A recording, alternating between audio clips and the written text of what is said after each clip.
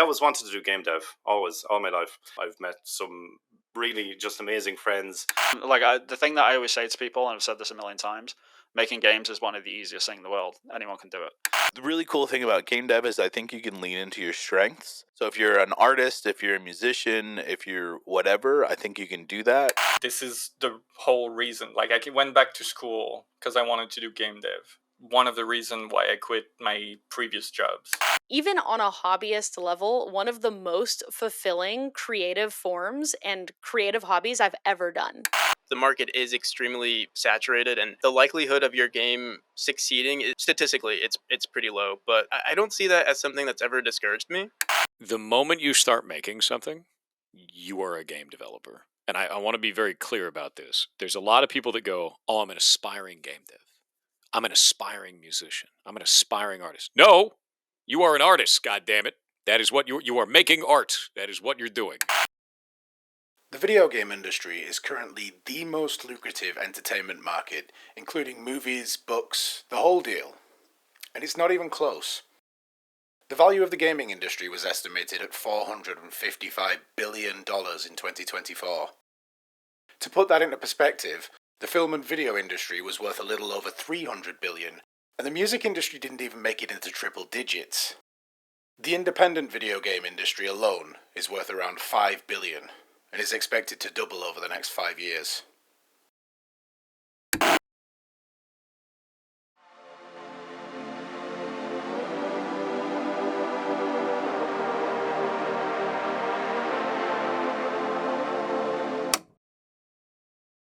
Indie games bring a lot of joy to a lot of people, from the tortured soul artists who need an outlet to unleash their vision on the world, to the gamers who have a very specific itch to scratch that no AAA studio is going to touch with a 10-foot barge pole. It's a space where technical wizards with the artistic skill of a sliced lemon can create hugely popular games with mind-bending mechanics, and where creative geniuses can build emotional journeys without knowing a single line of code.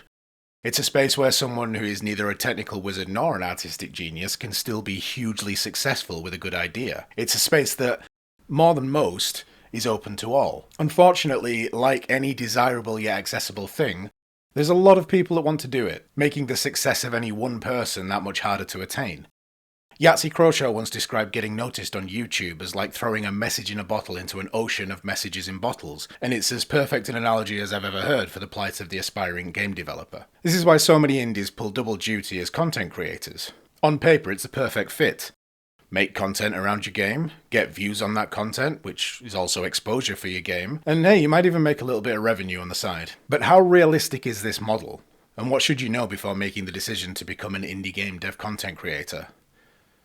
And how can we make that job title shorter? Obviously I have opinions, but as a developer who's only ever released weird little demos, and as a YouTuber with a relatively small YouTube channel, I figured I should ask people with more experience what their opinions are.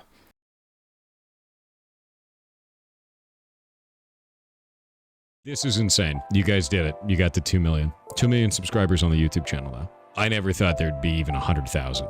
I didn't think that would ever possibly be the case. No, this is wild to me, man. Last year in November, we were trying to go from... Was the decision to become both an indie game developer and a content creator like a conscious one, or were they two separate decisions? It was at the same time. It wasn't to be a content creator, though. So originally, our Kickstarter popped off, got like 385% funded, blew up, got huge, right?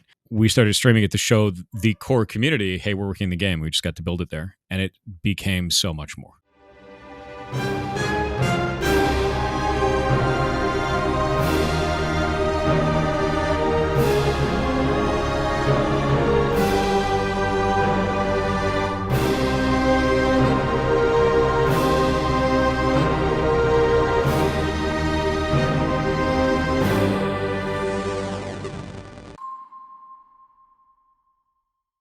And then my community exploded in size. So like, there's just like all this insane shit over the last like 5-6 years. I don't know, dude, my life's completely different now. It's a completely different time. And I think the thing is that all started with, let's stream a little bit to show people that we're actually making the video game. It evolved into content creation of like, people just wanted to hang out and watch me do stuff. They wanted to see my take on video games. In fact, for a long time, I didn't even stream games really. It was like once a week thing or maybe once or twice a month thing. It wasn't even a big deal. I think the biggest thing though is they feed into each other really well. You know, you'd be very surprised. Sponsors will pay a lot of money to a content creator to show off their game, but that's impersonal. You're not a dev, and the community is seeing you through the lens of a marketing activity where you're being paid, and they will likely distrust you as a result of that, regardless of how much you're being paid. It's one of the reasons why I intentionally do not want to be paid and do not accept sponsorships for certain games, and I stream them anyway to show the community that I actually like that game. You know, that's a very important thing to me. I think that's something that a lot of, I guess, game devs and streamers don't really understand, is you are the best asset you have for marketing. You don't need to pay somebody else. You don't need to go to a marketing firm. You don't need a publisher. Get on stream, tell people about the thing that you're making, set up a Discord, set up a bunch of social media accounts, have them all tie into each other, and show off the thing that you're making.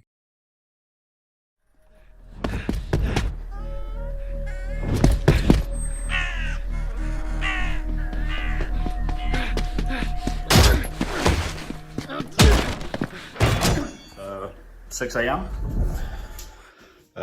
Couldn't sleep again because I've been just worrying about stuff again. Like I'm getting like these also. It was more of a realization because after we released 10 Bells,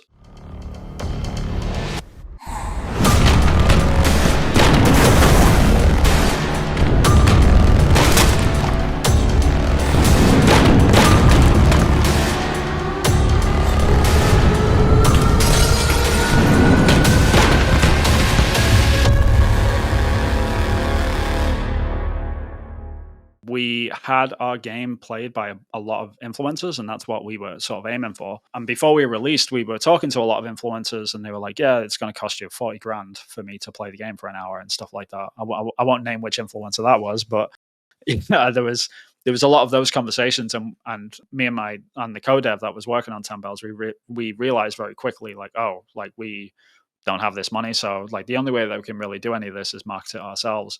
And that really came to fruition when the game came out, and all of these influencers that we were in touch with eventually started playing the game anyway. And the one in question that, you know, charged us 40 grand or whatever, we didn't pay him or anything, but he played the game anyway. And we noticed that the streamers weren't converting to sales whatsoever. They were converting to wish lists, but they weren't really converting to sales. And we noticed that all the people that were sort of, you know, themselves influencers in a weird way, they were selling stuff. So there's this realization, combined with all the TikTok stuff of, you know, like people like the authentic sort of side of developers now, that all sort of led me to the conclusion, like, I just need to get my face in front of a camera at some point and just start to, you know, get people to look at what I'm working on through not personality or anything like that, but just showing my authenticity of it and how excited I am about the project. So that was the catalyst for all of it, and sort of made me realize, like, okay, I need to start doing this, and that's ultimately what pushed it more than anything. Anyone with experience being an indie developer or a content creator knows how hard it is to do either. I use Yahtzee's metaphor about messages and bottles in the context of releasing indie games, but Yahtzee himself was talking about releasing video games on YouTube. Both indie game development and content creation are difficult and in a lot of the same ways. So how then does it make sense to combine the two? Well, it wouldn't if all you got from it was the sum of being an indie game developer and a content creator. It would be a lot to put on one plate. But to quote my boy Aristotle, the whole is greater than the sum of its parts. The reason that these two things go together so well isn't because of any intrinsic compatibility, and it certainly isn't because they're so easy that you can tackle both without breaking a sweat. It's because when combined successfully, the result can be far more than the two things independently. All right, how deep does this go? There's now. too many things. There's too many things. What is this? This is What is this? chaos. There is so many inception in here. Do you find that indie game development and content creation create a kind of a feedback loop? Like one feeds into the other and vice versa? Yeah, I do find both of those things happen. People come on the stream, they find the game, they wishlist it or they buy it.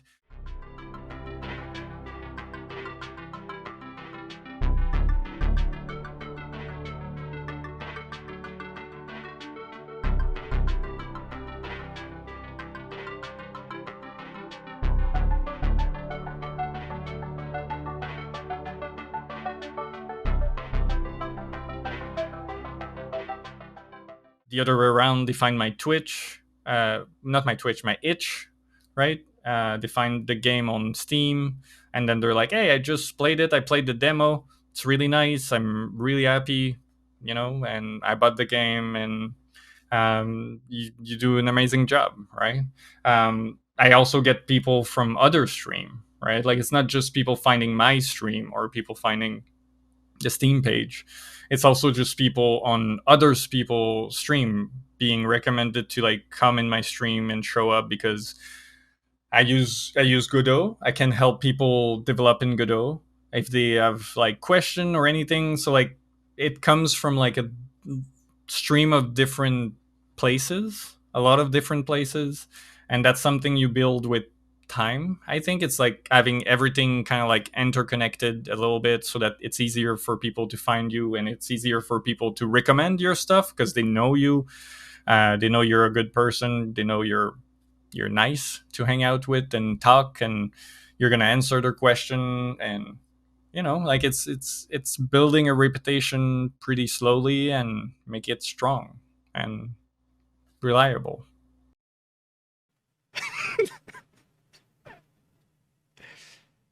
Confidence and enthusiasm. That's all it takes to be good at twerking, it seems. Yeah, they definitely both happened around the same time. I mean, the whole reason I named myself Practical NPC was because I was planning to do YouTube videos, coincidentally.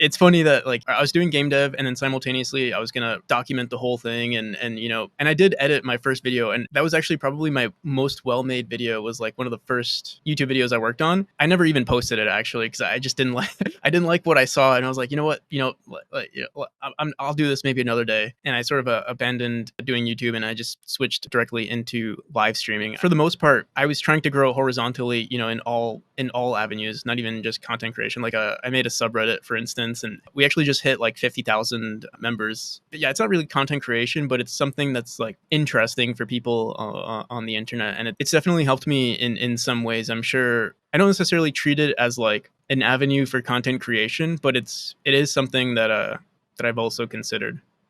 It's easy to romanticize things. When we see someone succeed at something that we want to do, we often like to paint a pretty picture of them always wanting to do that thing, like a sense of providence. Almost that if you want something hard enough, you can make it happen. Leaving aside the fact that I have the distinct privilege of being old enough to remember a time when content creator wasn't a thing, and not far off being old enough to remember a time when game developer wasn't a thing, the reality is rarely that straightforward. Some people are lucky enough to know exactly what they want to do from an early age, and a small percentage of those people have the laser focus required to make it happen. And most of us kind of just stumble into it. Indie game development and content creation have become so intertwined that it can be easy to forget that the two are different professions for some people. Planning to become one of these things is still widely seen as, well, let's be honest, a bit weird. What? Oh, come on, how many of you YouTubers and Twitch streamers tell your friends and family about it? Wanting to become a content creator or an indie game developer is still kind of a fringe thing, even today. And wanting to become both at the same time is the fringiest of fringes. And that's changing. I might be old enough to remember a time before mobile phones and the internet, but Gen Z never knew a time without it, and they're on the cusp of becoming the dominant generation in terms of workforce and buying power. It's not weird to them. And it's even less weird to the next generation. What does every one of these clips have in common? They're all lies. They're tricking you into thinking they have water, but they don't. Oh, well, except for this. This is my butter and cheese sandwich from lunch. Now, I know you're probably thinking... So I've been making YouTube videos since like YouTube started, basically. There's videos on here somewhere of me lip syncing to like songs when I was in high school, which was like eons ago.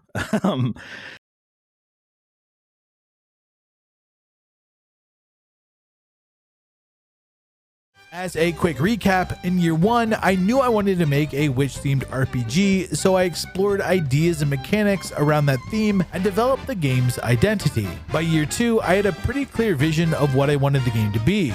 which unfortunately meant the game had some major reworks to go through. This past year, year 3, I focused on connecting things into an experience, and that meant working on lots of things that no one will ever notice. But those things, I think they're actually the most important things. So I've always been interested in making videos, and I was always interested in games. I just never really thought that I could do it. I didn't think I was smart enough. I thought it would be too competitive for me to get into. And so I just stuck with architecture. Fast forward a little bit, I started a business in architecture. During COVID, it tanked. And I was like, well, it seems like people are sort of going into entertainment. Maybe, it makes sense for me to pivot into something. So I started learning game development, and then I joined a team as an artist, and then slowly started to learn like programming things. And I became a bridge between the artists and the programmers. And during that time, we sort of talked about me doing stuff for the YouTube channel, because there was one for that company. And then there just wasn't a whole lot of time for me to do that while I was also developing. And then when I left there, I was like, oh, I don't have any sort of audience or anything, and I want to make games. So let me have my own YouTube channel, and I'll start to promote my own games so that when I finally release something, people might be interested in it. At least people will know about it. Wait, are you saying that we made partner? I'm so bad at navigating this stuff. You've just unlocked access to the exclusive Twitch partner program. Oh my word. Oh my word. We're partners. We're partnered now, are we? Oh my word. I didn't even know game dev existed on Twitch until I kind of started the journey. I had done a couple of tutorials in Unity. I always wanted to do game dev, always, all my life. And I was stuck in web dev stuff. And I enjoyed it at the start, but in recent years, it became a little bit more of a chore than, something to be kind of enjoying every day as a day job.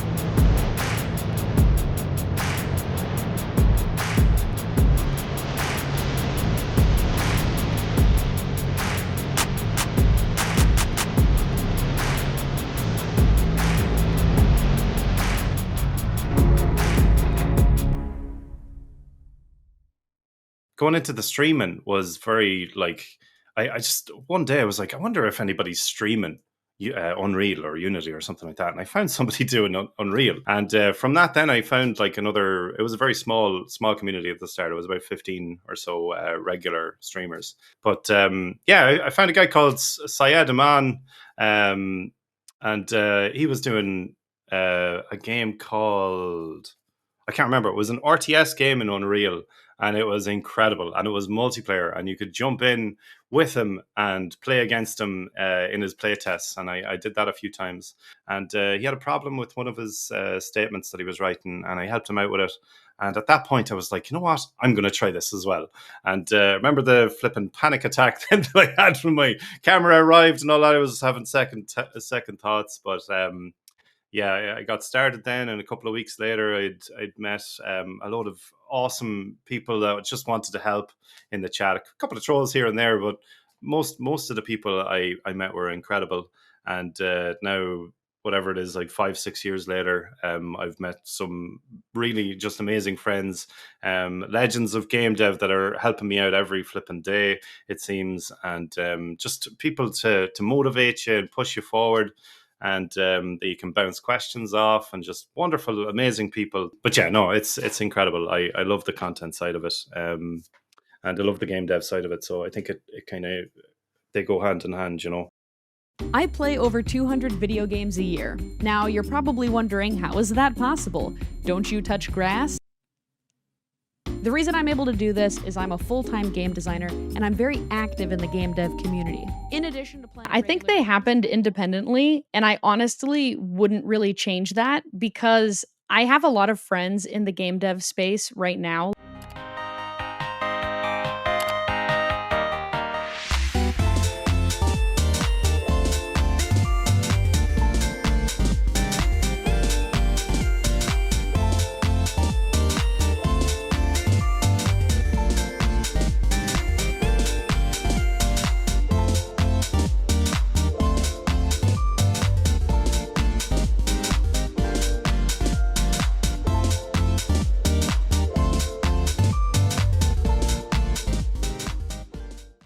my game dev friends kind of have this feeling like they need to be content creators and they really don't like content creation, right? I'm very much the opposite, where I had a strong interest in content creation and a strong interest in making games from a very young age. And both of those were sort of separate interests.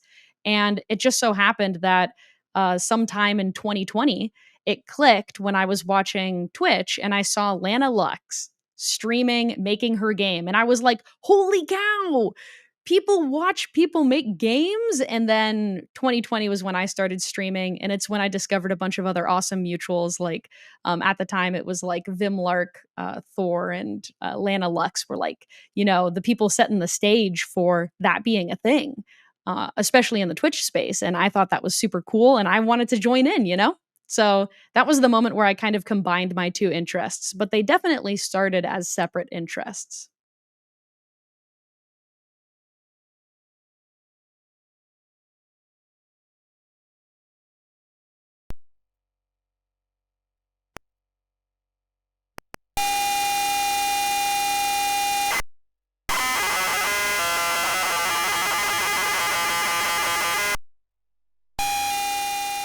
In 1983, teenage brothers Andrew and Philip Oliver sat down in front of a second-hand ZX81 and started making video games. 4 years later, they released Dizzy, the ultimate cartoon adventure, kicking off a franchise that would sell millions of copies and be the defining title of arguably the most influential computer to come out of Europe. They didn't need an expensive degree, they didn't need connections in the industry, and they didn't need to find a way to fund the development of their first games. They just got hold of a computer and started making them. Dizzy played a major role in the success of the Spectrum, which in turn played a major role in the success of the UK's game development scene.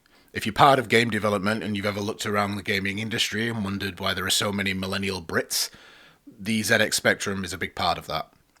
The odds of you making a blockbuster movie or a hit song from your bedroom are pretty slim, even with all the talent in the world, because you need an inroad into the industry. Whether it's from years of slowly working your way up from the bottom or some connection that you might be lucky enough to already have. But that's not the case with game development. I picked the ZX Spectrum, the Oliver Twins, and Dizzy because as a British gamer of a certain age, they are meaningful to me. But there are examples of the same thing happening all over the world at the time. Prince of Persia on the Apple II, Boulder Dash on the Commodore 64.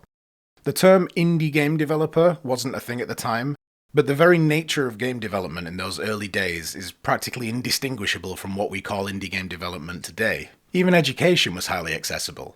You didn't have to buy Udemy courses to figure out how to code. Microcomputers usually came with a thick instruction manual full of examples of how to code. In fact, I've still got my specky one here. The point I'm getting at is that game development has always been a participation sport, and a welcoming one at that. I think everybody should try it. If you're watching this video, that you're putting this up on YouTube, right? If you're watching this, you're obviously interested in game dev and the indie side of it. Yeah, if you have the interest, you're honestly halfway there. Like I was hemming and hawing about starting game dev for around 7 years before I actually started. I've always wanted to be a game dev, but I didn't really take it kind of seriously. Nowadays, it's so accessible and it's free. Like if you can spend a couple of hours in the evening just trying it out and checking it out, I would do that definitely. Yeah, and it's like I said, it's very enjoyable. It can be extremely frustrating at times. You will want to give up at times. There's times where, like, the first thing you want to do is look at source control, right? Take it from me, all right? Get your source control sorted first. That frees you up. That you'll know that you're never going to lose work or whatever. But everybody kind of goes through the same kind of motions, and you'll know very quickly whether or not you want to go for it. Give yourself plenty of time. Manage your expectations. Manage your own expectations. I mean, like a lot of false information on YouTube, especially. A lot of people saying, it's an easy way to make money. It's not. It's a difficult process. You can get lucky. You can get very lucky, but go into it with the expectation that Yeah, it's going to be hard work. There's a lot to learn. You will be fighting the engine sometimes, depending on which one you get. I think everybody should try it. Yeah, absolutely. If you have a game idea, something that you've always wanted to do, if you enjoy gaming, I barely play any games anymore. I just love the development side of things, you know. Yeah, go for it. Absolutely, go for it. Yeah. I'd say yes, it's worth it. With obviously a lot of caveats. So it really depends on like where your situation is, who you are, and stuff. But it's the thing that I always tell people is try it out as a hobby first. I wouldn't like dive in with 2 feet sort of thing. That would be the main caveat, which is try it out as a side hobby. And if you really start to fall in love with it, it can become the most amazing gig in the world. It's like I can't imagine doing anything different. So I'm very biased for me to tell people like, hey, yeah, it's obviously the greatest gig in the world. You should absolutely do it. But there are caveats. There's a lot of stress to do with it. Like the mental side of it is, you know, it's there's a lot of stress and pressure that's put upon you from family members and things like that. If you haven't got an income yet, there's you know the actual struggles of trying to figure out how to make a game. And the more experience you got, the better it is, the easier it is. So caveats aside, though, I do think it's worth it. I do think it's worth people trying out, and it's just a matter of transitioning into it properly, sort of thing. I wouldn't ever, you know, convince people to jump in with 2 feet without even a second thought of notice or anything. I would tell them like, hey, slowly transition into this, and if you start getting to the point where you're running home from your day job to work on video games, that's when you know you're ready. That's when you know you probably need to start thinking about this on a long term. Otherwise, it's going to drive you insane, because it did for me. So yeah. So this is painting a little too rosy a picture of indie game development. My goal for this video is to encourage people who have a good idea for a game to give it a try, but also to be brutally honest about this fairy tale of a career path. There are many examples of beyond your wildest dreams levels of success, from games like Banished in 2014 to Balatro a decade later. But for every Stardew Valley or Shovel Knight, there are hundreds of games that barely pay the bills. Probably thousands that don't even make back the cost of getting a game on the Steam platform. At this point, I should probably mention that Steam isn't the only game in town when it comes to releasing a game for money. Platforms like itch.io are great, and there are some real gems on there if you want to look hard enough, but in practical terms, Steam is the main show in town for indie game developers. Having that $100 per game barrier to entry ruffles a lot of feathers, but it makes a huge difference to the overall quality of the games on the platform. I mean, look at Android's Play Store for comparison. But we're not here to debate Steam's business model. The point is that most indie games won't even make enough to cover this nominal fee. And that's something that all indie devs should be prepared for. Hope for the best, plan for the worst. Do you think huge success stories create unrealistic expectations? I think they create unrealistic expectations for people that don't look into the history. If you go and look at Scott Cawthon, who's the creator of Five Nights at Freddy's, he has released like 100 games. You've never heard of any of them. The same year he launched Five Nights at Freddy's, he released a game called Fart Hotel. It's a phone game where you select one dude out of 9, and if you get the wrong dude, they all laugh at you because you chose the dude that didn't make the fart, and they're like in a fart cabal, and that's it. Like, that's the meme, right? Game is terrible. It's ridiculous. It's insane. And the same year he released Five Nights at Freddy's, people go, wow, this breakout indie dev made Five Nights at Freddy's. He's never made anything before. It's like, no, go look at his Wikipedia. Dude's got like 100 games. He's got like slot machine games and like some legacy of Flan RPG shit and like Fart Hotel. Like, look at these and see that there is a mile of trial and tribulation and weird ideas and shit that didn't work that is behind every game that it popped off. Like, I would be amazed if it was like, oh, that's my first game. I've never done anything else in my life. I've never done anything creatively ever, and my game exploded. Right? Like, that's. I would be amazed if there was one or more of those people, which they probably exist, but they're rare as hell. You know.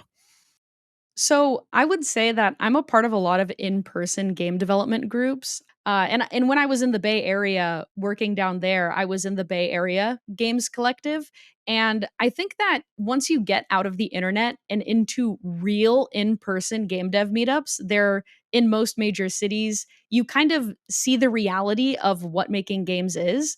And it's not making a magical breakout success. It's getting together with other people and just making something happen and seeing it through. So I don't necessarily think that those breakout successes are creating, maybe in some people's heads, they're creating an unrealistic expectation, but I just think that, I don't know what I'm saying. The reality of making games is a little bit different than those few, but I think most people understand that.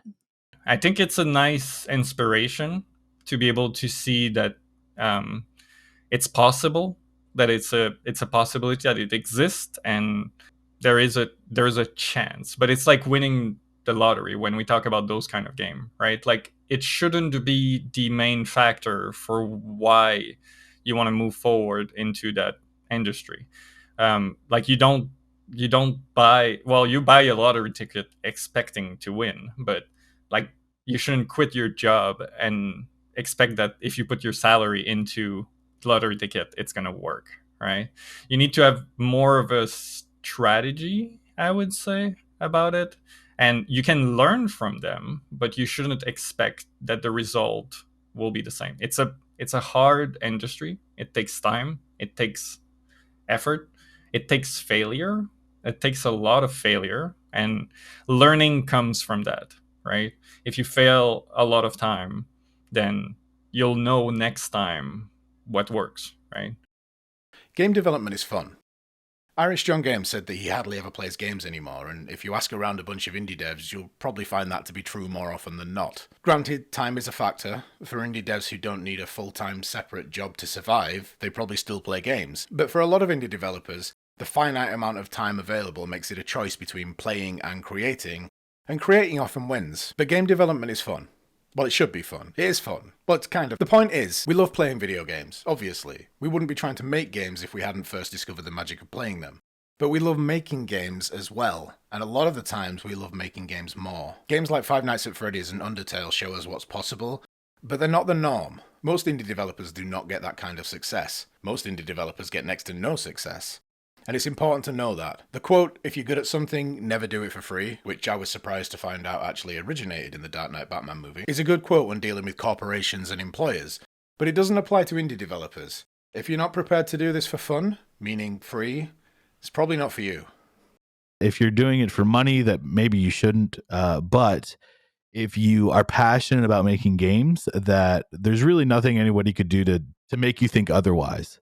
Right? Like, if you're passionate about something, you're going to do it whether it makes you money or not. And I feel like game development is really that's where you should be, because there's so much variability. You could be the next Minecraft or Balatro or whatever.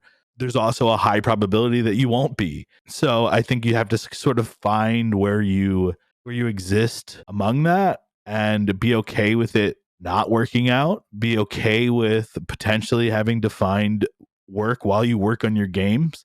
But if you're passionate about it, it doesn't matter.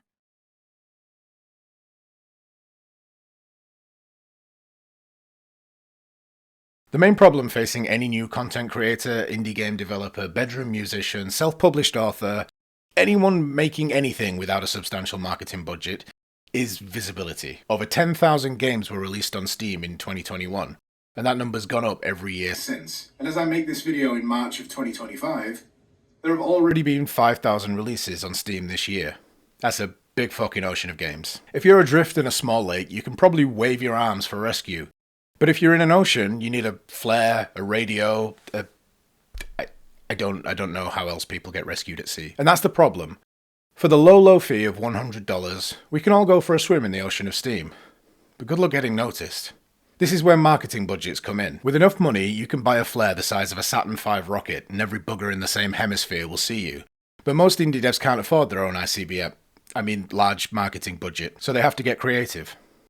I think something that's popping off lately for Steam is like these meme games. They're sort of a joke, but they're still well designed enough to catch, and they do extremely well. For me, and I don't want to sound too, how do I say this? I don't want to sound too cocky with my approach to, for instance, making a Celeste clone. From what I've seen, the majority of Celeste clones that I do see out there don't do so well. It's not like they're not doing well because they're Celeste clones. I think they're not doing well because they're bad Celeste clones, for instance. And I mean, you can say this for pretty much any niche. It's like horror games, for instance, are really good right now. Probably one of the more popular genres right now. Sure, you're in this trend that's doing really well, but also you have to make a good game, because also there are a lot of content or game developers who are also following this trend, and they're making pretty decent games. I guess you got to pick your battles. There's always a market for more precision platformers. It's just, are they popping off right now? Probably not. And that's okay with me. I'd rather have like a solid community around the thing that I'm developing. And from what I've been noticing, that seems to be happening way more, is that like people are genuinely interested in my game, interested in the lore, interested in all the features that I plan to have on release. So when it comes to like uniqueness, I'm honestly not too concerned with that. If everyone was fighting for like a unique game, then yeah, the second you make something unique and if it pops off, it's just going to become the next trend, and you're going to get a bunch of clones anyway. So it's like, what's the point? I think obviously a lot of things that are happening now is people are just combining genres, which is really good, right? Like, you know, you'll have the deck builder, tower defense type game, you know, like stuff like that, and it's like it's doing really well at this point. Yeah, there are no more unique ideas. Nah, everything's a remix of a remix. Just make shit. Don't worry about it. There's always going to be some obscure ass thing that somebody compares you to, no matter what it is. Then you're going to be like, I didn't even know about that thing. To be like, you're a liar. Yeah. It's just like, it's just kind of how it goes. So like, just make the thing you want to make, the thing that you think is going to be the most fun. I think the worst trap you could fall into is making the thing that you think is the most marketable when you're just starting out. Drop the AAA at the door. Just don't do that. Make the game that you think is cool. Make the content you think is cool.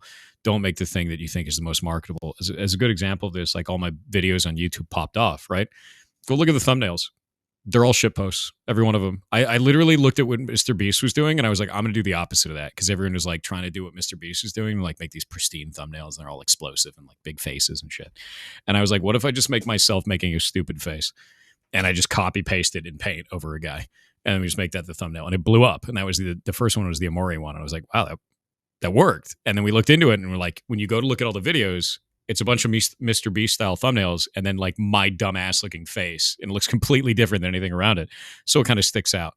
So I really think you should just do what you think is fun, not what the trend is, not, you know, chasing that or whatever that's going to be, right? You kind of dilute the things that you're doing. You make yourself less unique. You make your, you know, games less unique that way. Just make cool shit. A lot of gamers out there are just hungry to play a game that they like in their genre, right? So if they like a Metroidvania, if I make another Metroidvania and it's like, oh, you unlock the double jump, we've never seen that before, it can still be a fun game, you know. So I don't necessarily think that every game has to be unique, though it does certainly help when it comes to marketing. That's the only thing that I would sort of put the caveat on. If you've got a Metroidvania that does something slightly different and you're able to show that effectively and communicate it visually, I think that is a huge benefit, but I don't think it's the end all be all now, because we see plenty of games that do well that are just in the same sort of cookie cutter, and they do well. You know, like I'm absolutely a part of that problem, I guess, with some of the games that I've made in the past, and I'm absolutely okay with that because people have enjoyed them, and that's all that really matters. As long as people are enjoying the games, they don't have to be unique, they don't have to be flashy. They can just be something that people are expecting sometimes. Sometimes that's a marketing benefit more than anything. I think that having an interesting hook for your game is important, whether that's a visual hook, a narrative hook, a mechanic hook, some tiny little thing that helps you stand out amongst the massive amount of games that are being released. But I think that even with a hook, I think it's better to sort of remain in your genre.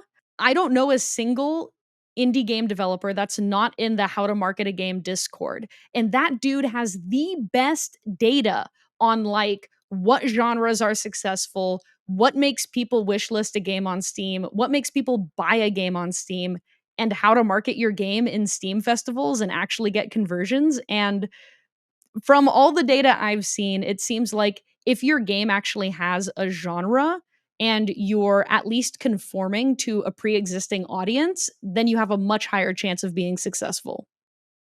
Making your game in such a way that it has the potential to do well is only part of the battle. There aren't many truly fairy tale stories out there when you dig into the details. Put another way, everyone has to market. The very nature of indie game development means that most devs are doing their own marketing. And if you are one of those devs, you'll no doubt be fully aware that everybody hates doing it. This, unfortunately, leads to a lot of games collecting digital dust. Not because they're trash, well, some of them are trash, but because they were never given a fair shot. The developers never made a real effort to get the game out there, and no, a couple of tweets and a devlog does not constitute marketing. Sorry. Now I'm a big proponent of sometimes just doing things because you want to do them, and not only because you're getting paid to do it. And if that's what game dev is to you, great. Don't give marketing a second thought. But most of you, if you're completely honest with yourselves, want your game to sell. And if you're being even more honest with yourself, you're probably just using the whole I make games for me thing as an excuse to avoid having to face the prospect of failing. So maybe you should stop fannying about and get on with it, Biggs. It's hard for me to say because I haven't released an indie game on my own to know sort of like, I worked on a game once that was free with a small team. That game did pretty well. And then, I released a game on Steam for free with another small team, but it was free.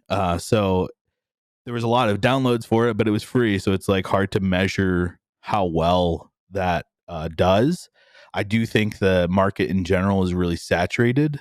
And so there's just a lot of people making games, and there's a lot of games that are good. It's like a part of the reason I started YouTube was like, I have a audience that at least hopefully one person will play this. And I think that's sort of like the mentality, like why I even started a YouTube channel was, oh yeah, I think that as a solo indie dev, I need a way to communicate with people that gets them invested in what I'm doing.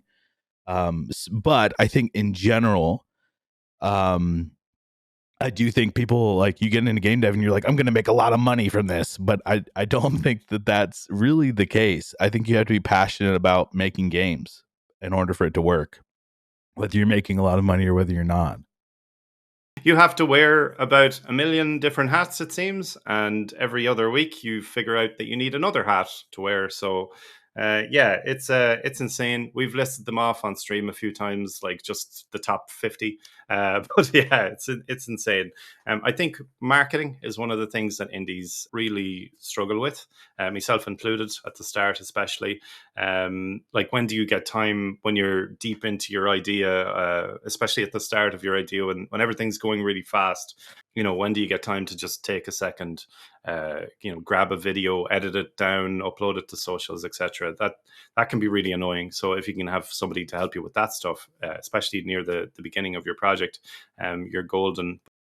Being able to get things out there and seen in a way that is not too, like, I don't want to go like all guerrilla marketing on my game and on my release and my ideas, right? Like, I don't want to go crazy and post everywhere and do like ads that are like, have you played this puzzle game? Do you know how to solve this? Like, I'm not interested in doing that, and I think people know that I'm not interested in doing that. And I like part of my marketing in a way comes from there. People know that, and they value that I'm not like that, and they come to stream and they enjoy just like talking about stuff.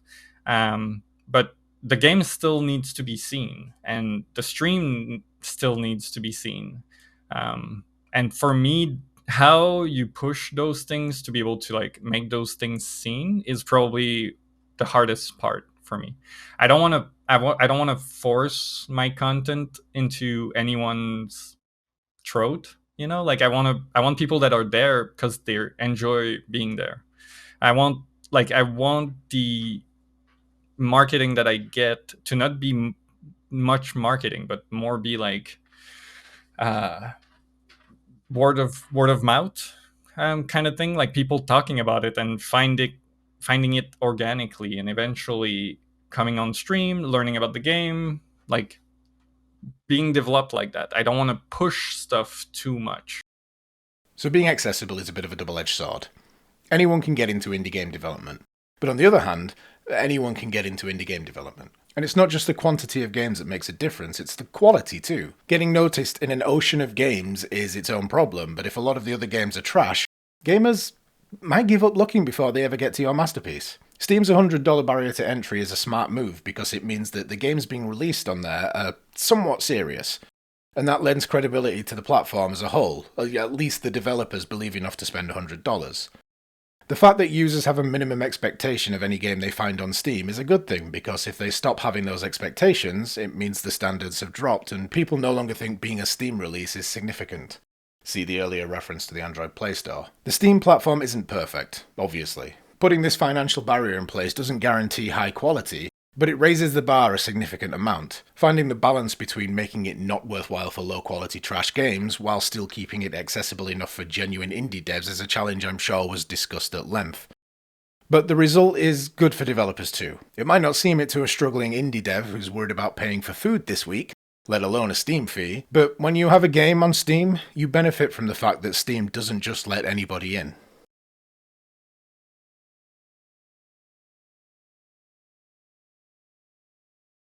So I would say right now the content stuff is really what pays the bills because I am working on a big project. So I know that I have to kind of do the content stuff to finance my game development goals.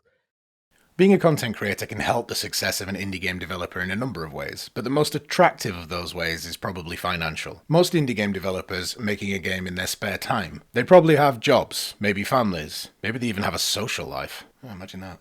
The point is, they have other demands on their time.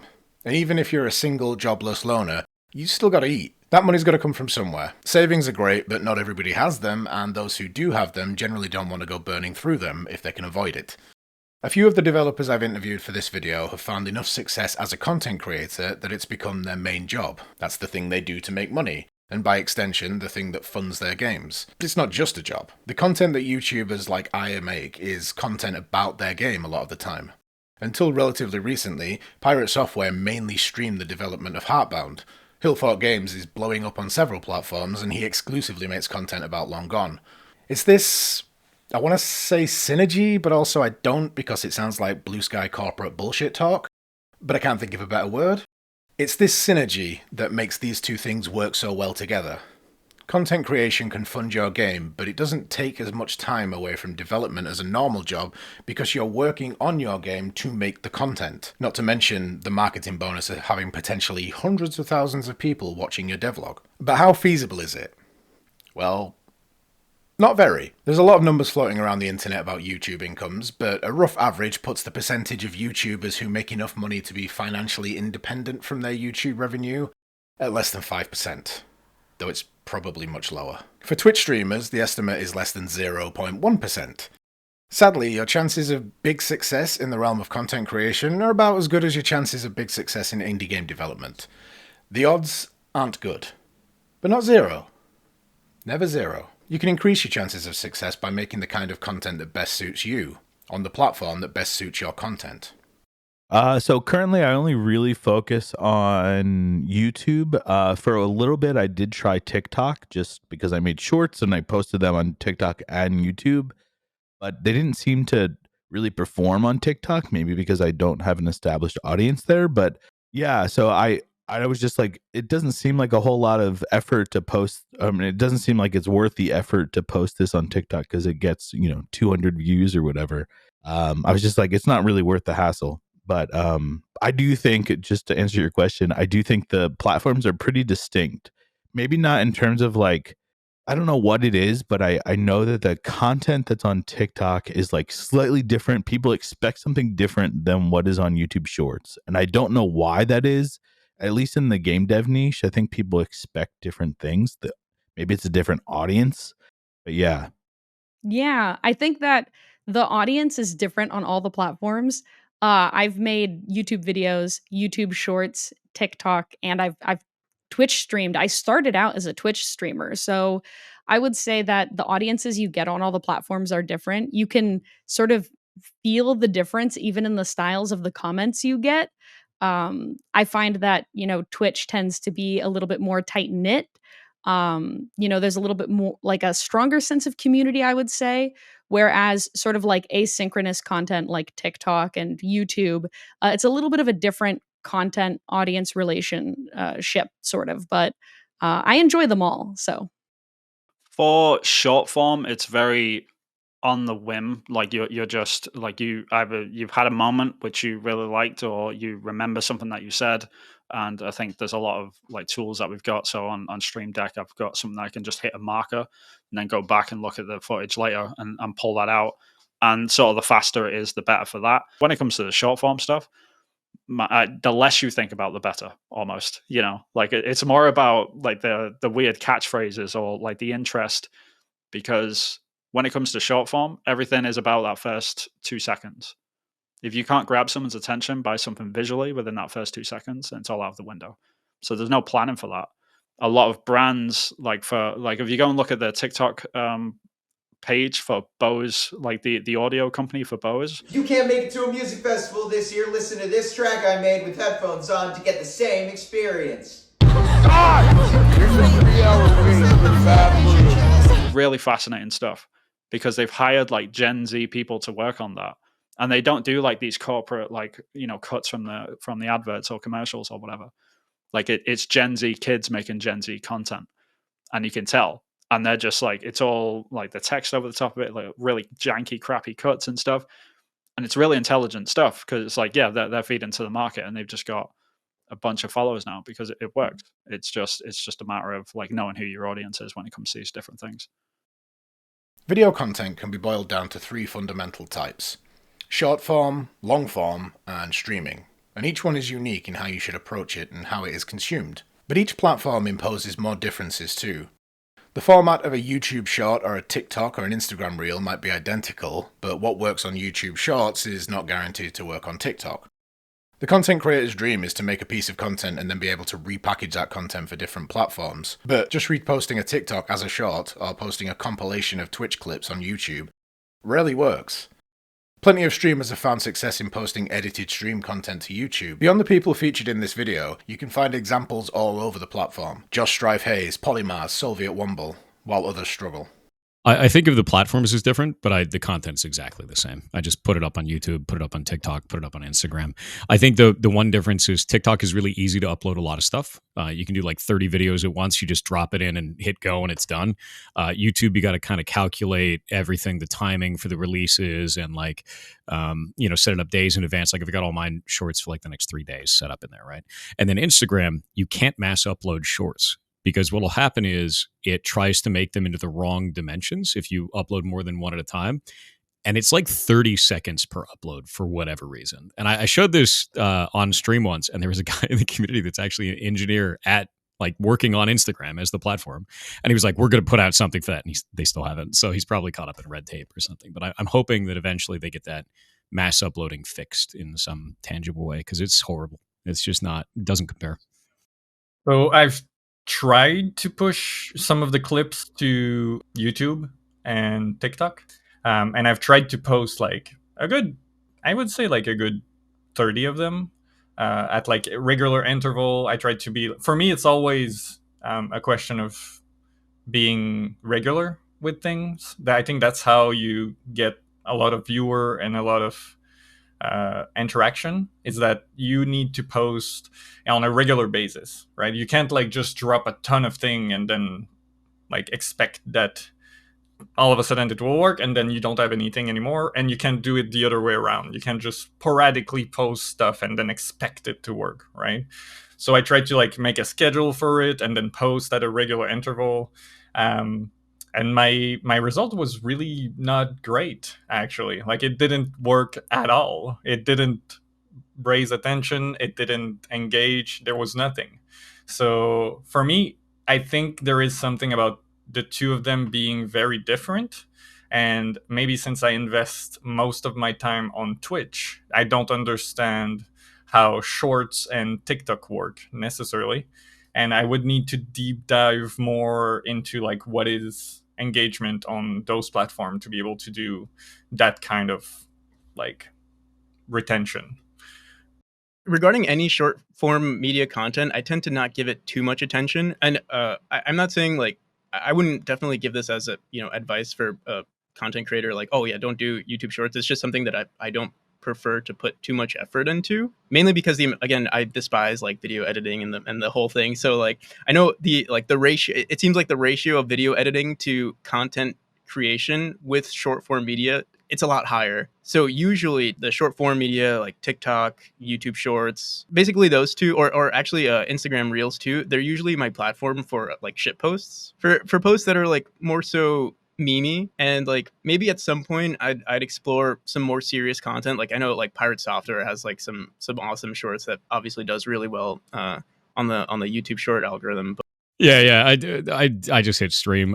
Sunder and Shadelock are my two editors. So Shadelock does all the short form videos, and Sunder does all the long form videos. We call them shorts and pants, which is probably the best way. They're called tailors. Their official title is tailors because they make shorts and pants.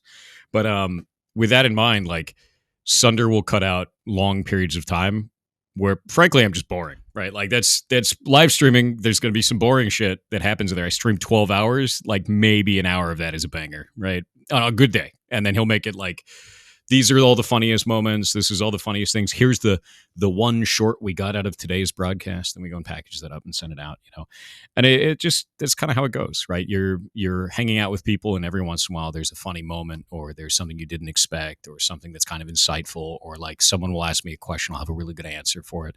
But not all of them are amazing. It's just the ones that we find in there that are like, hey, that one was good. Or I feel it, and I'm like, I know I have a really good answer for this, that question that person asked, But it's one of those things is like, I can't script any of that shit out. We just have to do it live and then cut out the chaff, The idea of scripting content is one that will get you a lot of different answers from established creators. It makes sense that streamers don't script their content. It would kind of defeat the purpose of a live stream if everything that happened was rigidly scripted. But even with non-live content, you'll get a wide range of takes. I've done fully scripted videos where I work from a bullet point list of beats to hit, and I've done videos where I just hit record and winged it. There isn't one right answer for whether it's better to script your content. It just depends entirely on you, and sometimes on the content you're making. This is a fully scripted video, for example. When I'm making a devlog or something, then it's a lot more. I try to structure it in blocks more than anything. So in my videos, I've got chapters. So like chapter 1, chapter 2, chapter 3. And I try and tell some form of a story because I think ultimately like people aren't there just to get fast pieces of content for YouTube. They're there for an overarching sort of theme as much as they can. Albeit like sometimes my videos can run a bit long. I think it's something that I'm trying to handle at the moment and try to get a little bit better at. But I do try to have some form of structure to that a little bit. But I don't sit down and write an entire script or anything. I don't know what I'm going to say or anything like that.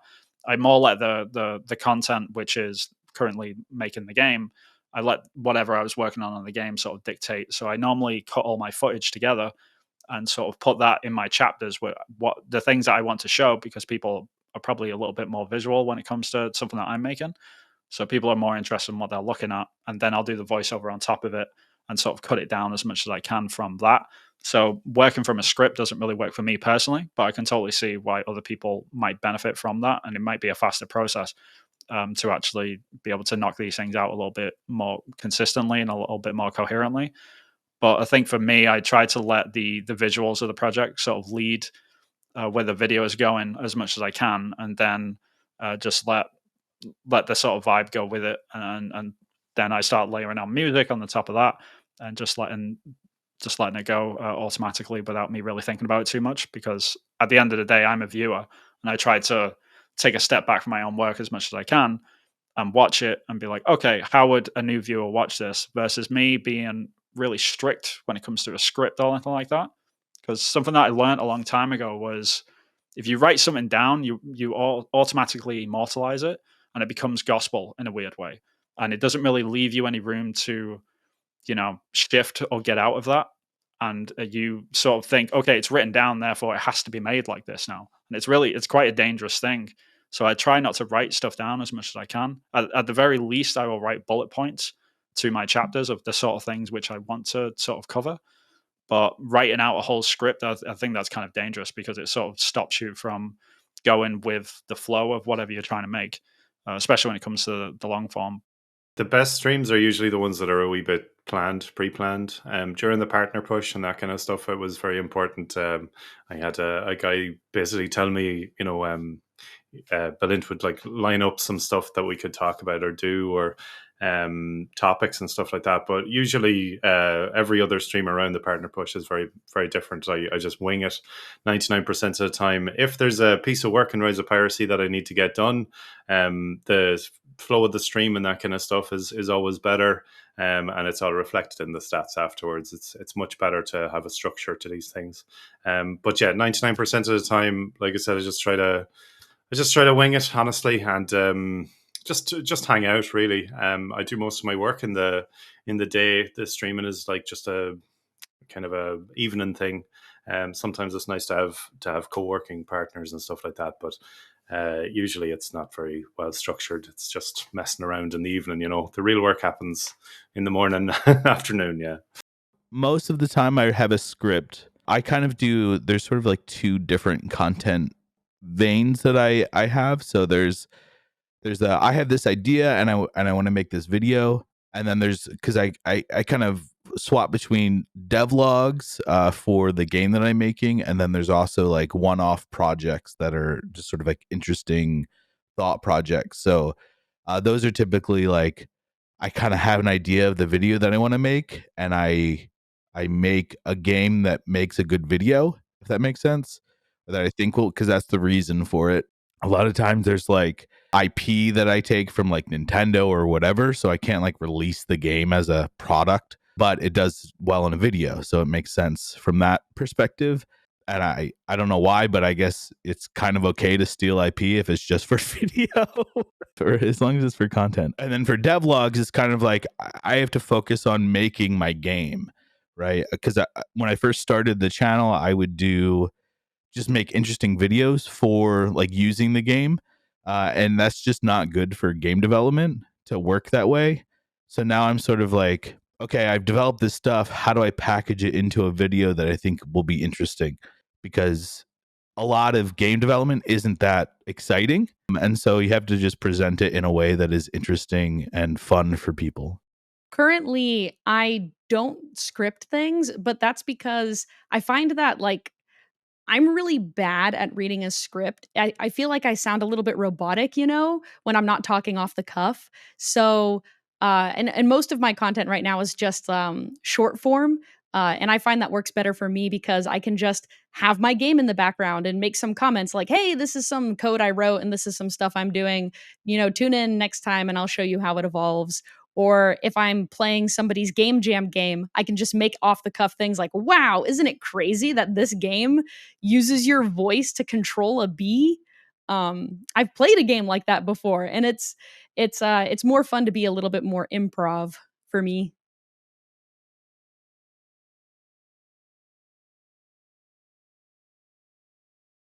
In 2013, a Vietnamese indie game developer released Flappy Bird on the world. To say this game was a success would be massively understating things. It had over 50 million downloads in its first year, and was so successful that it was taken down by the developer the following year over feelings of guilt about its addictive nature and fears that the game was ruining people's lives. You haven't really made it until you've ruined people's lives. The response to Dong's decision contained a lot of negativity from people expressing annoyance at the decision to outright hostility towards it. The fact that his decision was made out of guilt over the negative impact of his game on the very people who were complaining wasn't much of a factor in the response. If you're watching this video, you're probably not new to the internet. You know how fucking horrible a place it can be online, and how disproportionate the hate that gets thrown around can be at times. For example, here is a negative review left on a free Steam game. The hardest game ever is one of literally thousands of retro 2D platformers, infesting Steam and lowering the average quality of all video games everywhere. Platforming is an old, mostly dead genre. It's no surprise this failed to capture any attention from gamers in the era of immersive 3D gaming. The game features really lackluster 2D visuals. Does the developer not know 3D graphics became mainstream in the mid-1990s? Gamers don't spend thousands of dollars on gaming rigs and the latest 3D graphics cards to play 2D games.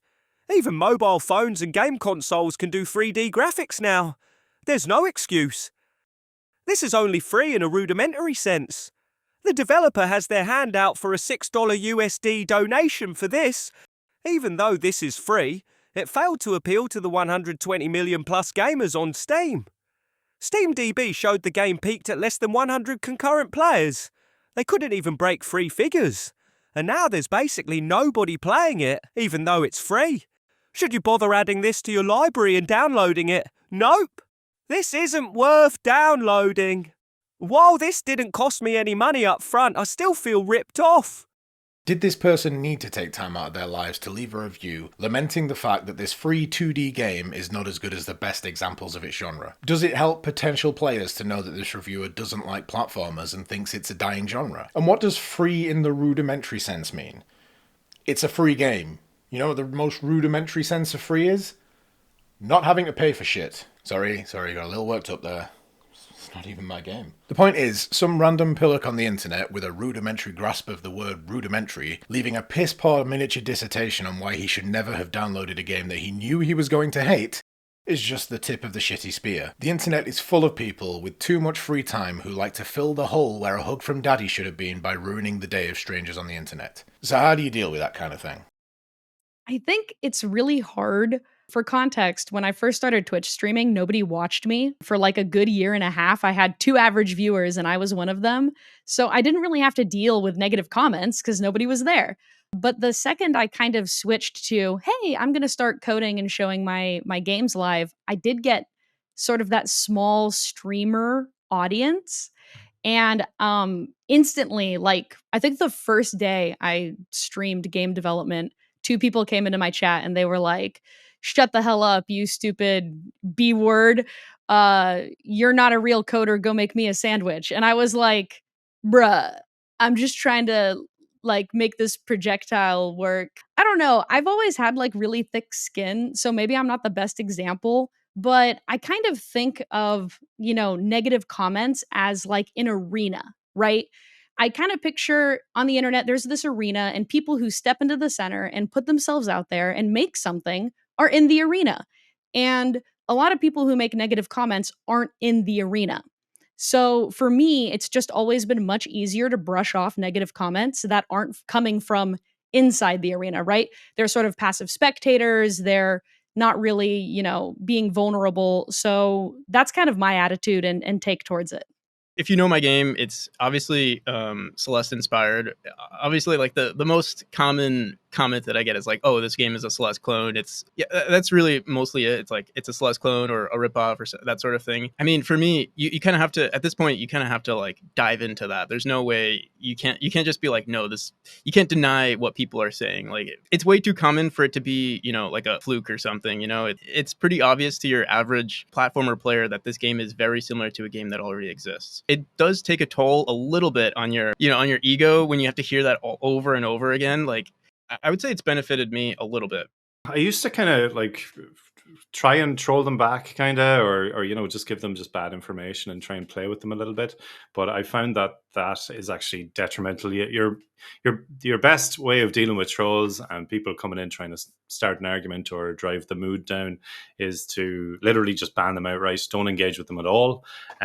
Sometimes if you do engage with them, they can end up kind of sticking around a wee bit and making the rest of the chat feel uncomfortable. And you have to remember, like, this is like, a lot of them will target small streams and come in at the start and try and drive your mood down, try and get a reaction, start clipping you and stuff like that, making you feel uncomfortable, talking about how you look, how you dress, or, you know, making silly comments.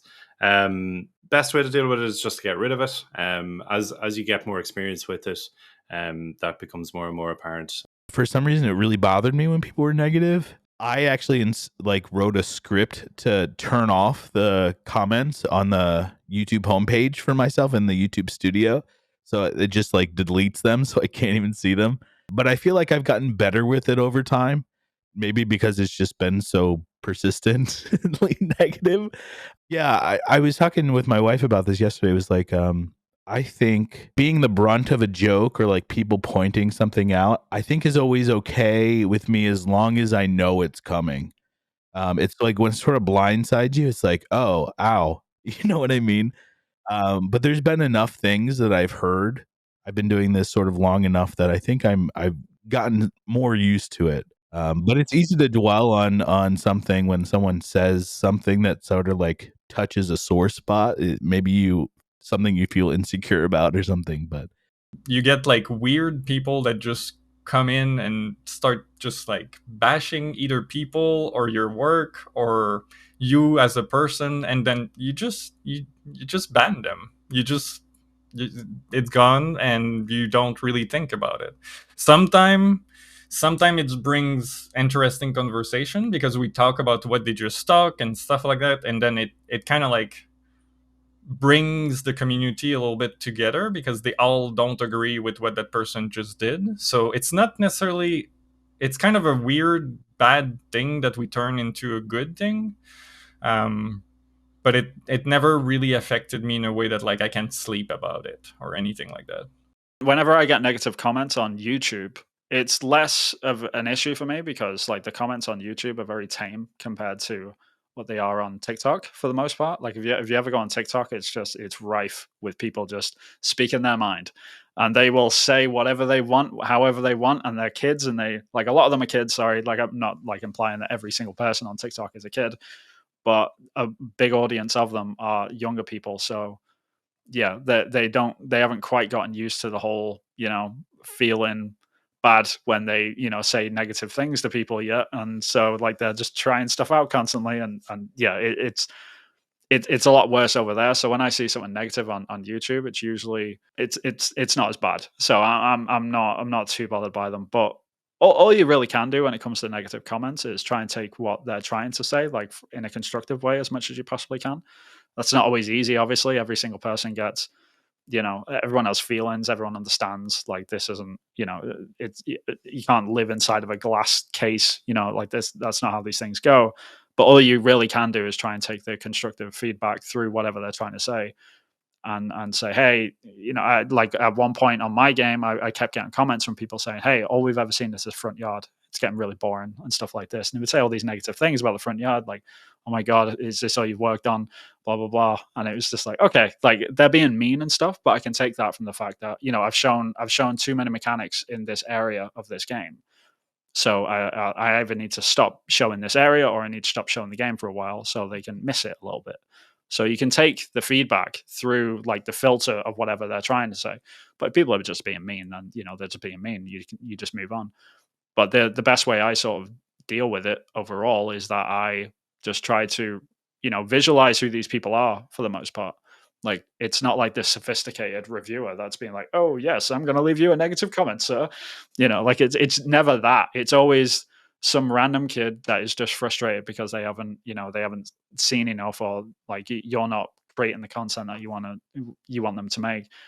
And it's usually that. So if I visualize that and it's just some random kid like trying to like express themselves, then I can deal with it. I can compartmentalize it a lot easier in my head. But when it's, like if it is just some dude in a coffee shop, on his laptop, like, I'm going to leave this man a bad review, then that's fine, but, to each their own. But that's the best way I deal with it, is just sort of visualize who these people actually are and then compartmentalize it in the best way that I can. Automod, man. Automod is it. I'm finding more and more, and this is something that I think is pretty new for me. There's a lot of times now where younger people don't actually read anything. They just see a headline for something and then just spam the headline a million times. And we saw this, I think the first time we saw this was when we had the Gilded Discord up, or Gilded up. It is like Discord. It's a Discord alternative. And they got bought by Roblox.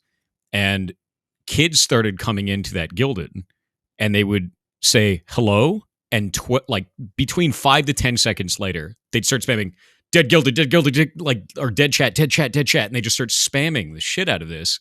And then we banned them. And it was like, this happened right after they got bought by that. And I was like, this is weird.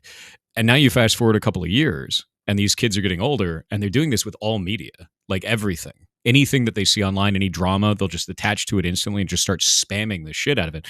And it doesn't even have to be real. It's just something to talk about. And the strangest thing that I've seen about this is a lot of these kids will say that it's content. They'll describe any of this super negative stuff or this hateful messaging or any of this kind of stuff as content. And it's like, something's wrong there. I think something is really like deeply broken psyche-wise on the internet right now in terms of that, which is, it's dangerous shit, man.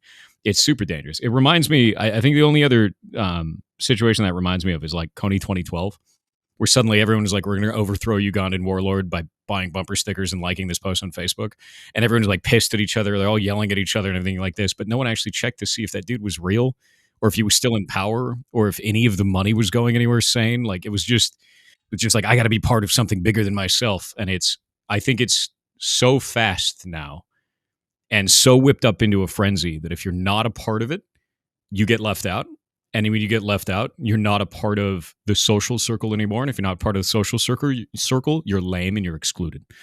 And it's bad, dude. Like, I think it's just hateful and bad. And I don't really know what to do about that other than just be like, you're stupid. Here's why. Here's some information. Wash my hands of it. Walk away. And that's kind of what I've been doing with it. Of just like, we shut down all this stuff with as much automation as possible because it's just people posting the same shit over and over. And then if it's like egregious, I'll be like, no, here's a bunch of information. Leave me the hell alone, and then just walk away. Because like there's not really much else you can do. And it's funny too because people will be like, oh, it's just criticism. We've banned 40,000 accounts in 20 days. That's not just criticism. That's 40,000 individual accounts coming in the chat saying insane shit, getting banned, and then the next guy doing the same thing. And it's like, it's wild, man. You'd think it'd be bots, but a lot of them are older accounts too. So I think automation's the way now. And it's unsolvable currently because, I don't know, the next generation handles the internet very differently than we did.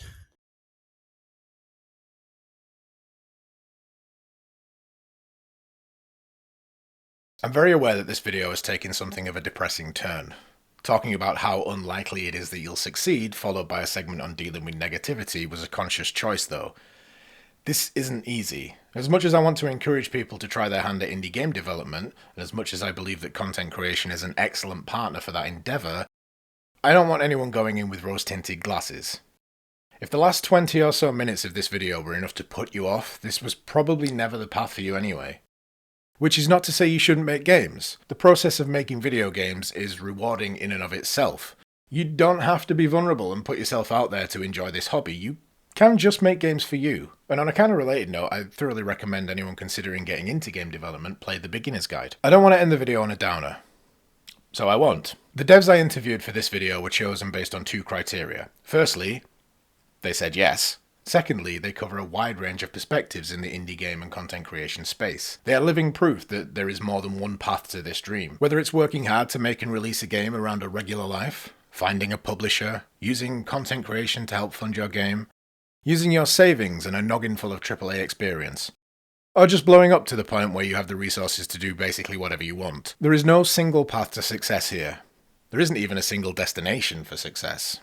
The dream which I've got, and this is regardless of money in any sense, so it sort of answers that question a bit, which is I'm of the mindset which I'm not like chasing like having like a huge team. I don't want to make a AAA game, and if money wasn't an option, right, like I could do that, and that's all good and well, but I really like being in the pits of a game as much as I can and working on as much as I can. So the dream for me is just to have like 3 people maximum that are all sort of multi-talented solo devs all working together on one team that are all paid well and just working on small scoped games that people really, really enjoy. And that's the ultimate for me. That's where I want to get to. And regardless of money, that would still be the goal. Like if money wasn't an option, that wouldn't change. Because I've done the AAA thing. I've worked in AAA studios, and it's awesome to be a part of that machine of pushing the boulder up the hill with everyone else. But as an indie dev, it's a very different experience, and I can't see myself working on anything big as an indie dev. I'd much prefer to just work on small stuff and still have that intimate sort of, connection between different devs and sort of figuring stuff out together in the pit. Like, I don't think that would ever change regardless of how much money I had. I think that on the content side of things, it'd be really nice to have an editor or someone else to help take the load off of trying to be consistent, because in content, if you're not consistent, you kind of fall off really quickly. And on the game side of things, I absolutely think that solo dev is much, much worse than team dev.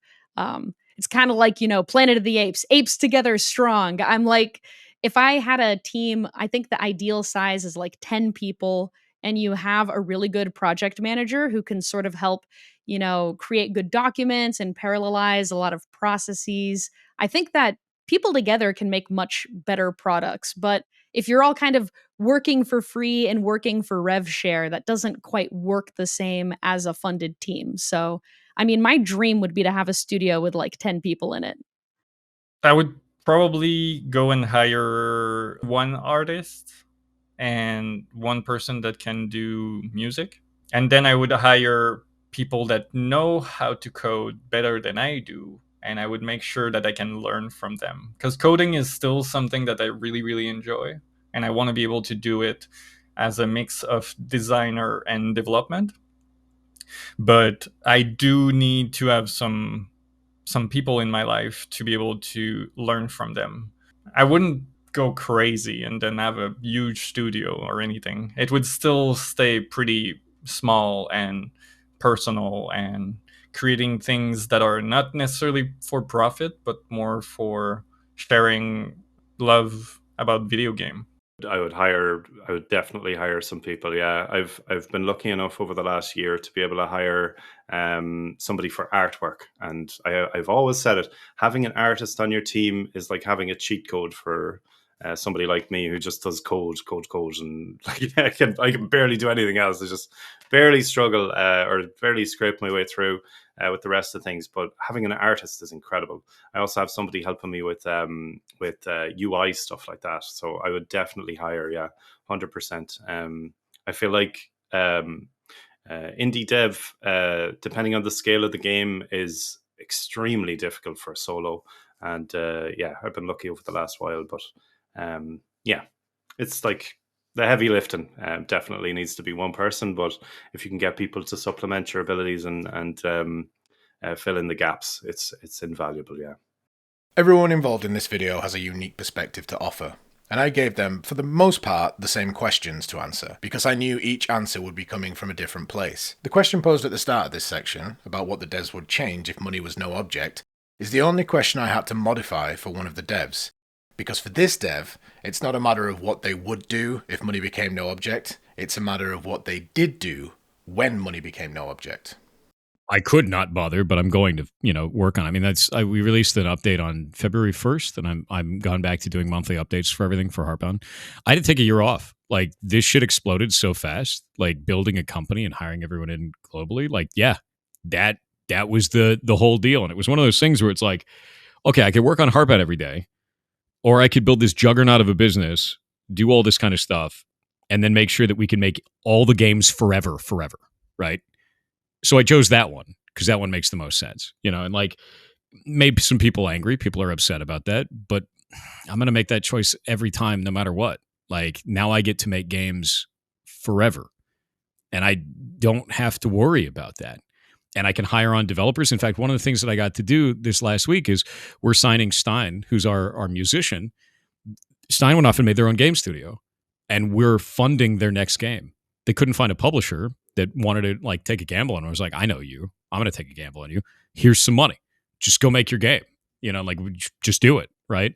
And like that shit that I get to do now that otherwise would not be possible. At the same time, I also get to go do stuff like the ferret rescue. It's like, I want to take care of animals. I want to, improve lives there. I can just go do that. I want to give good wages and like benefits to moderators on streams, because that doesn't ever happen. Those people never get paid. They always like work for free or tips, and that's it, right? So we're able to do like a full-time salary, medical benefits, vision, dental, and life insurance, and they get to have therapy whenever they want on a $50 copay. Like wild shit that you just never get from moderators. So yeah, I went and built that machine, made a bunch of money, and now I get to return to game dev. And I got to release my first update for it. It feels great. So like, would I do this in a different way? I'd probably communicate more, I think, is the thing that I would change. But I was just running the whole time, like sprinting. And that's the thing that fell out, because I was like, I'm going to work on this shit. And then I just couldn't.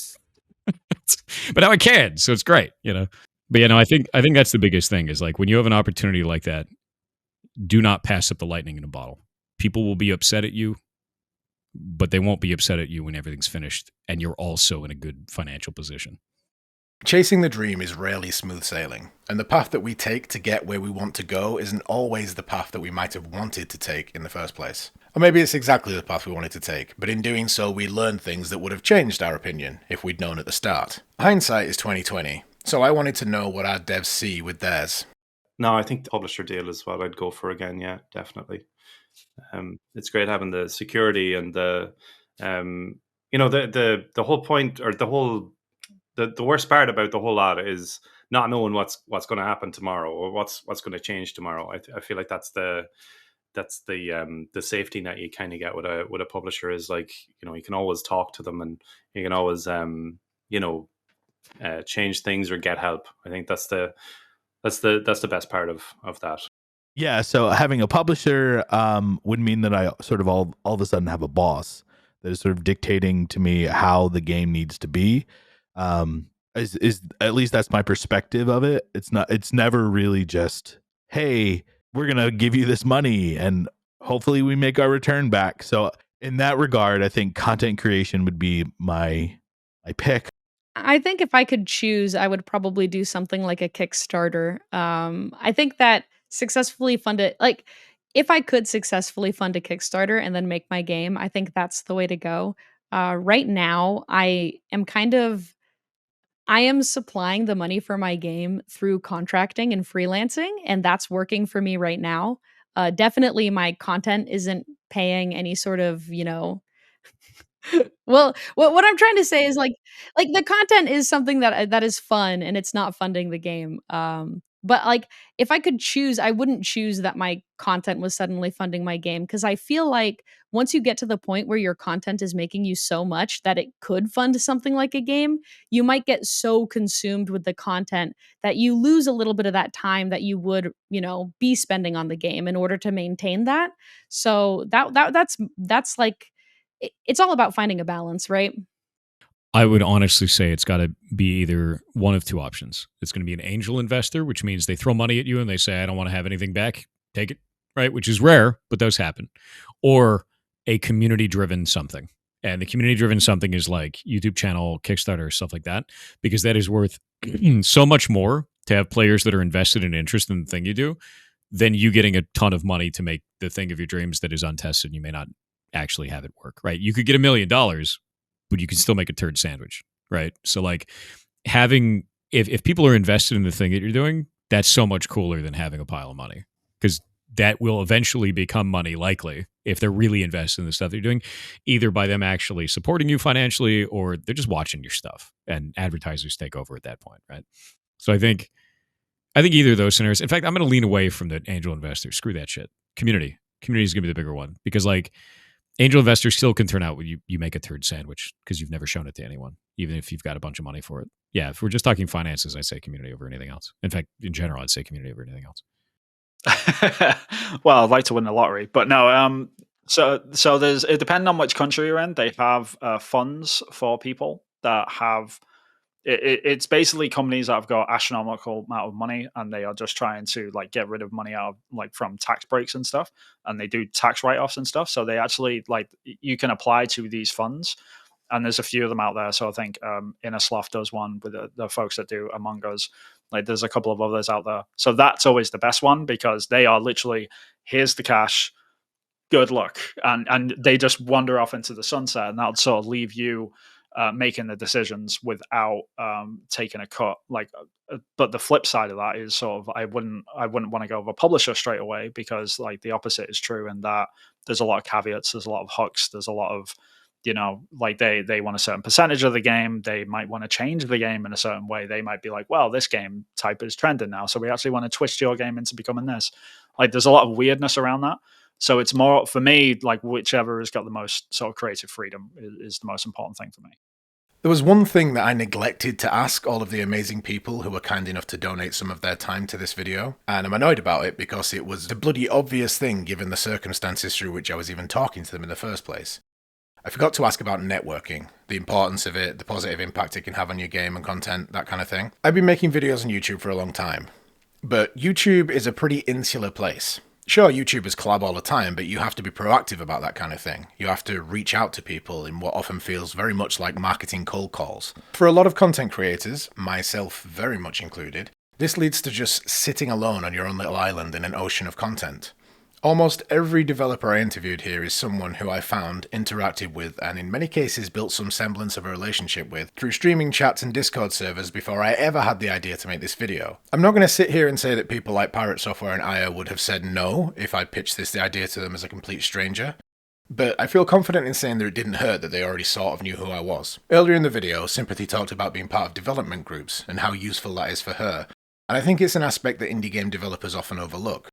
And I get it. Networking feels like something you should do in a corporate world, working for the man in a boring 9-to-5, not what you do in the cool indie game dev scene. But remember, you're adrift in an ocean here. It's never going to be a bad thing to have made some friends along the way, teaming up for game jams, going to meetups, and just being an active member of Discord servers is a great way to meet people in the scene. Which is not to say you should just sidle up to people on the off chance they can help you in the future, just, be aware.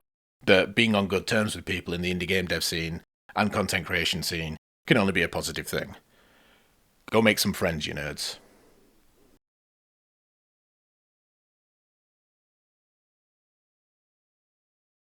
After years of making YouTube videos for fun and releasing weird little demos with no real intent or larger goals, I've decided to stop dancing around the prospect of making something real and putting it out there. When I started planning this video, it was genuinely just something I thought would be a useful resource for indie game developers. The games I've enjoyed have been the most weird little indie games made by small teams and solo devs, and I want there to be more of that. But as I interviewed these devs, I realised this video was as much for me as it was for the people who already knew they wanted to make and release games. Because I want to be one of those people, with the guts to make games and put it out, not just a demo or a prototype.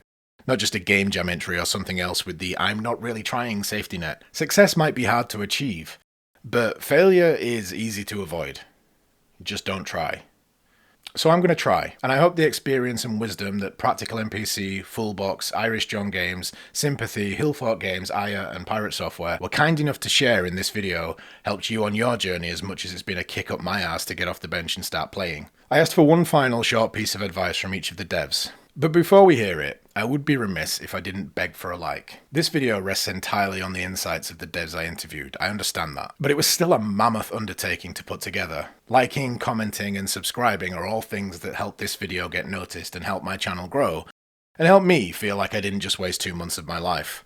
So, if you made it this far, please consider doing some or all of the above. It really does make a difference.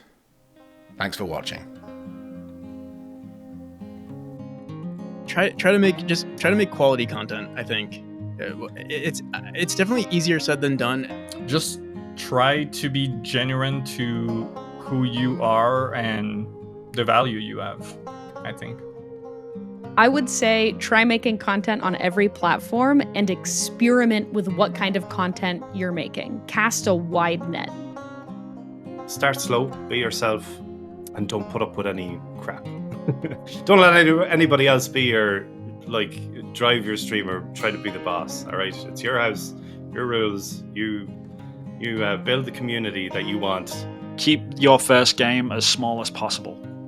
That's the thing that people fall into the most. So scope is the thing that hurts most new indie devs. So I would say scope your game down as much as humanly possible. And if you do that, you'll get into the habit of finishing games, and you'll get addicted to finishing them, and that's where it really starts to take off. I would say, above all else, follow the fun. So whatever is fun, whatever your playtesters think is fun, whatever you find fun in the game, follow that. Regardless of any design document or whatever, just keep following that, and I think you'll find success in your games. Watch your own stuff. There are too damn many times that people don't watch their own stuff. They throw it out in the nether and I don't know why that did bad. Next. And you're like, dude, no. If you watch your own stuff and you're like, wow, I'm boring as shit, you need to address that. Don't watch it in 5 times speed or any stupid shit either. Watch your own stuff. Critique yourself. Don't be rude to you. You're the only you have. Be honest with yourself, but watch yourself. It's very important. And a lot of people forget that.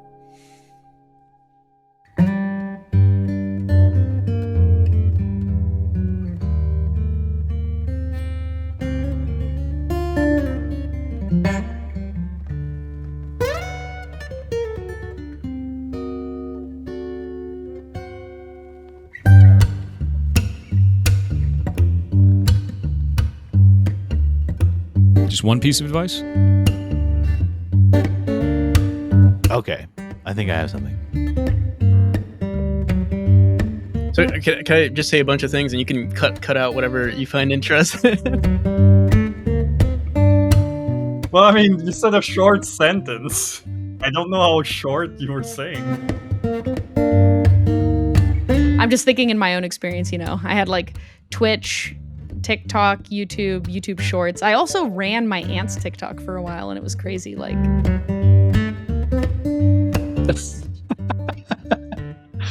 That's where I've been messing up. Make you feel uncomfortable, honestly. There's a lot of that. You should make a video of that, of you answering the questions versus everyone else. Watch it. Watch your own. It's painful. I am not looking forward to editing this.